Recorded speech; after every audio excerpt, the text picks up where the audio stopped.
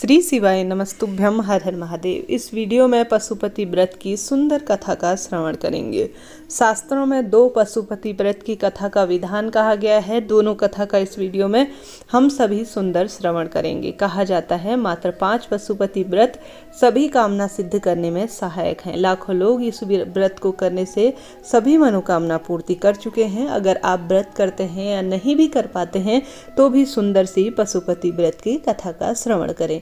देर न करते हुए शुरू करते हैं। मेरे साथ सभी बोलिए श्री शिवाय नमस्तुभ्यम, श्री शिवाय नमस्तुभ्यम, श्री शिवाय नमस्तुभ्यम, श्री शिवाय नमस्तुभ्यम। आरंभ करते हैं।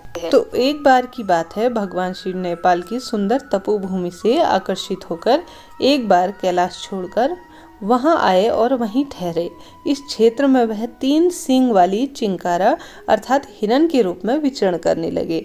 इसलिए इस क्षेत्र को पशुपति क्षेत्र या मृगस्थली भी कहा जाता है। शिव को इस तरह अनुपस्थित देखकर ब्रह्मा और विष्णु चिंतित हो उठे और दोनों देवता भगवान शिव की खोज में निकल पड़े। इस रमणीय क्षेत्र में उन्होंने एक देवदीप्तिक मोहक सुंदर 3 सींग वाले मृग को विचरण करते हुए देखा। उन्हें मृग रूपी शिव पर शक होने लगा। योग विद्या से ब्रह्मा जी ने तुरंत पहचान लिया कि यह मृग नहीं बल्कि भगवान आशुतोष है।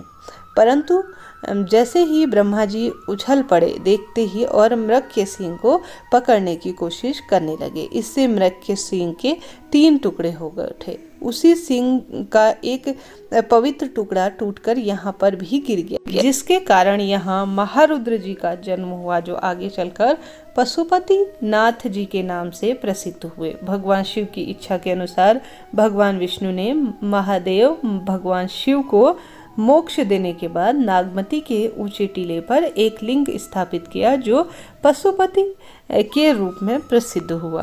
अब जान लेते हैं दूसरी कथा। दूसरी कथा इस प्रकार से है। एक बार किसी नगर में एक साहूकार था। उसके घर में धन की कोई कमी नहीं थी, लेकिन कोई संतान न होने के कारण वह बहुत दुखी था।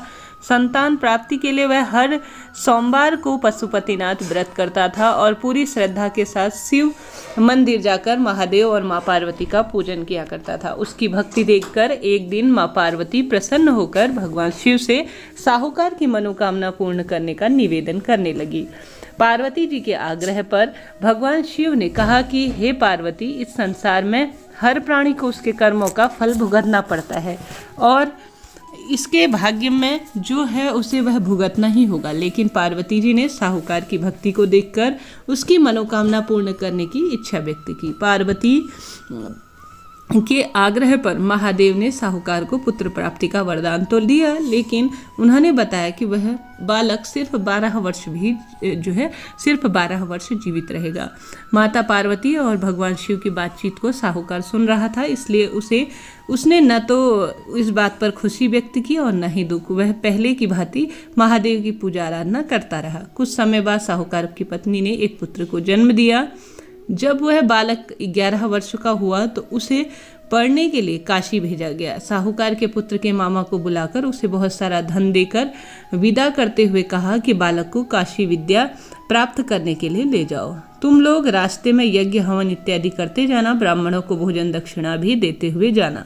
दोनों मामा भांजी इसी तरह से यज्ञ करते और ब्राह्मणों को दान दीक्षा देते हुए काशी नगरी निकल पड़े। इस दौरान रात में एक नगर जाना हुआ, जहां नगर के राजा की कन्या का विवाह था, लेकिन जिस कुमार से उसका विवाह होने जा रहा है वह काना था।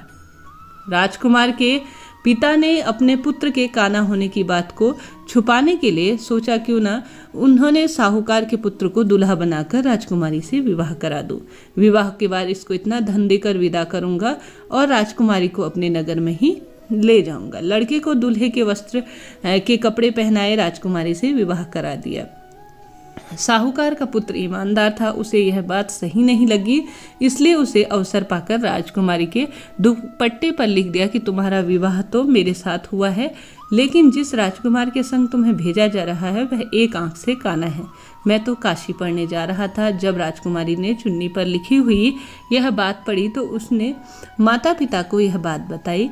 राजा ने अपनी पुत्री को विदा नहीं किया, फिर बारात वापस चली गई। दूसरी ओर साहूकार का लड़का और उसका मामा काशी पहुंचे और वहां जाकर उन्होंने यज्ञ किया। जिस दिन लड़का 12 साल का हुआ उस दिन उसकी तबीयत जो है कुछ खराब होने लगी। मामा ने कहा कि तुम अंदर जाकर आराम करो।